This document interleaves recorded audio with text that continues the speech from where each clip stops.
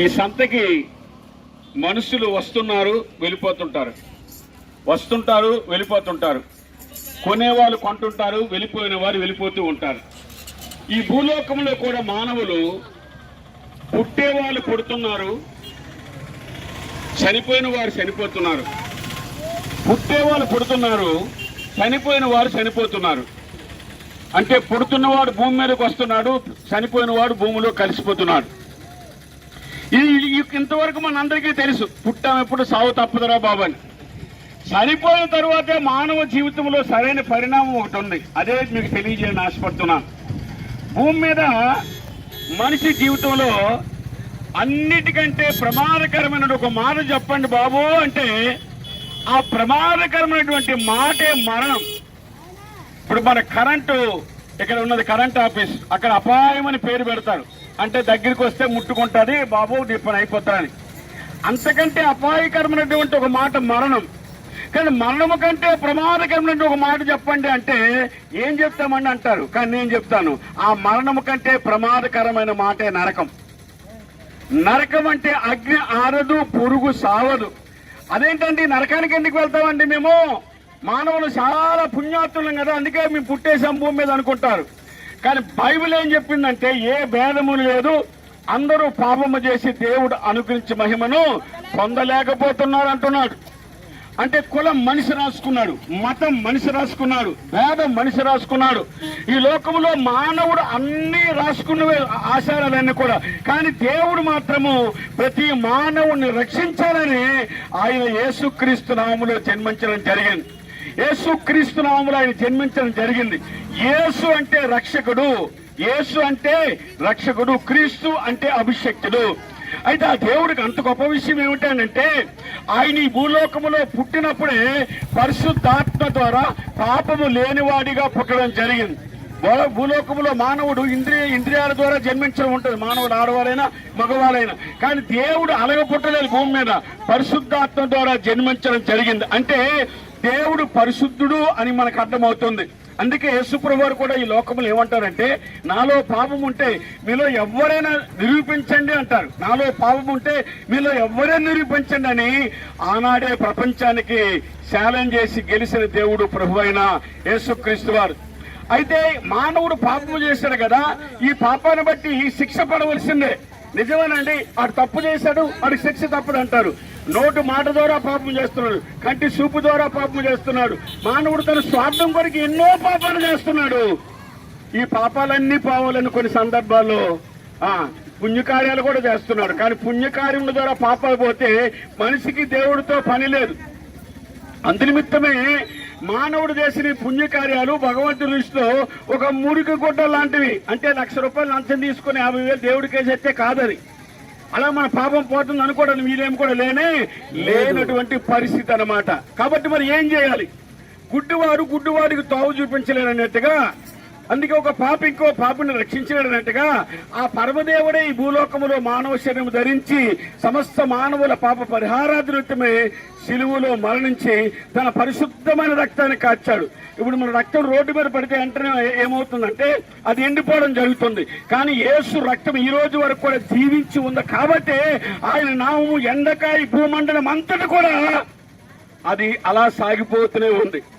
దాన్ని ఆర్పేవాళ్ళు, దాన్ని ఏం చేసేవారు లేరన్నమాట. ఎందుకంటే సజీవుడు దేవుడు కాబట్టి ఆయన రక్తము సజీవమై ఉన్నది. అందుకొరకే సర్వ పాప పరిహారం రక్త ప్రోక్షణం అవశ్యం తత్రక్తం పరమాత్మైన పుణ్యదాన బలియాగం. అంటే సమస్త మానవుల పాప పరిహారార్థ నిత్యము పుణ్యమూర్తిగా ఉన్న దేవుడు తన రక్తము కాచడము ద్వారా ఏం కలుగుతుందంటే రక్షణ కలుగుతుందన్నమాట. అందుకే ఆయన శిలువలో మరణించారు.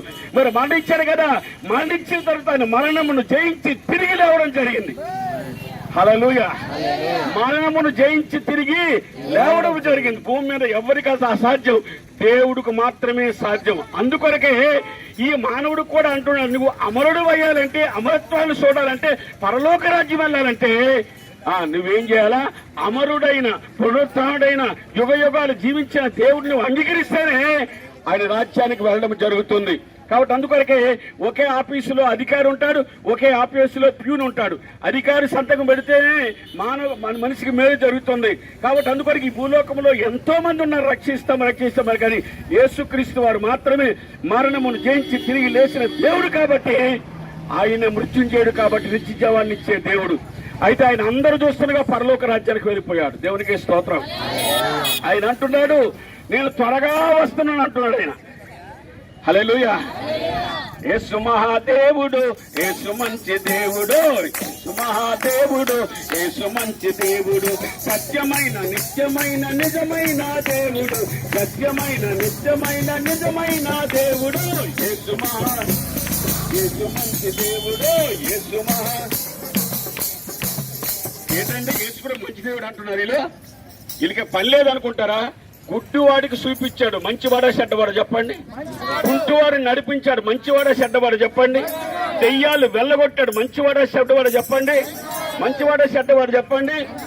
చనిపోయిన వాడిని సైతము బ్రతికించాడు ఆయన.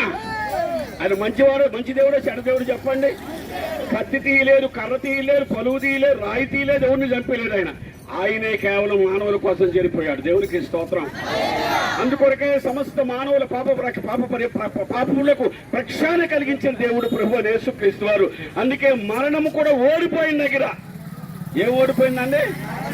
అబ్బే ఇన్ని వేల డాలర్లు ఉన్నాయి కదా, నిన్ను కోట్ల డాలర్లు ఉన్నాయి, మిలియన్స్ ఉంది కదా. మరణాన్ని జయించగలవు నువ్వు?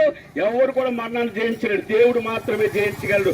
అందుకే ఆయన మృత్యుంజయుడైన దేవుడు. అందుకే ఈ ఆదివారం దినాన్ని తెలియజేస్తుంది, ఇది పునరుత్థాన పండుగ అన్నమాట. అంటే ఈస్టర్ పండుగ.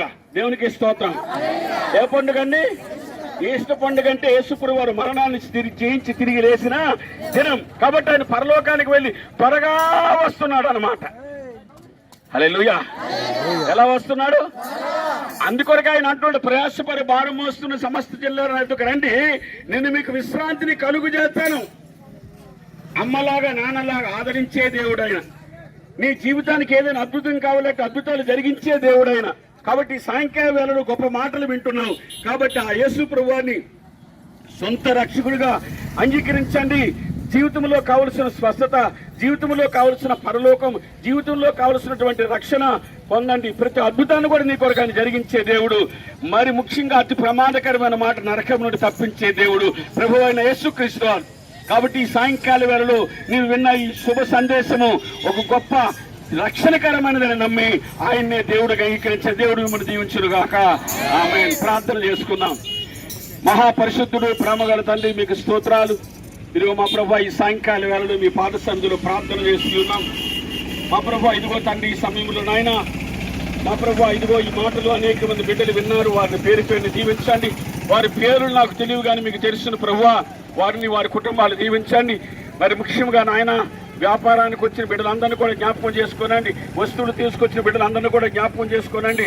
ప్రతి ఒక్కరిని కూడా పేరుని దీవించి ఆశీర్వదించమని ప్రార్థిస్తున్నాం. వ్యాధితో ఉంటే స్వస్థపరచండి ఆయన. ఇబ్బందులతో ఉంటే అద్భుతాలు చేయండి ప్రభువా. ఇదిగో ఆ బిడ్డలందరూ వారి కుటుంబాల్లో పరీక్షలు కూడా రాశారు. గొప్ప విజయాలు కూడా మీరు అనుగ్రహించండి. మరి ముఖ్యమైనది పరలోకం ప్రభువా. నరక శిక్ష తప్పించి పరలోక రాజ్యాన్ని అనుగ్రహించండి. యేసు పరిశుద్ధ నామములో ప్రార్థిస్తున్నాము తండ్రి. ఆమేన్. ఆమేన్.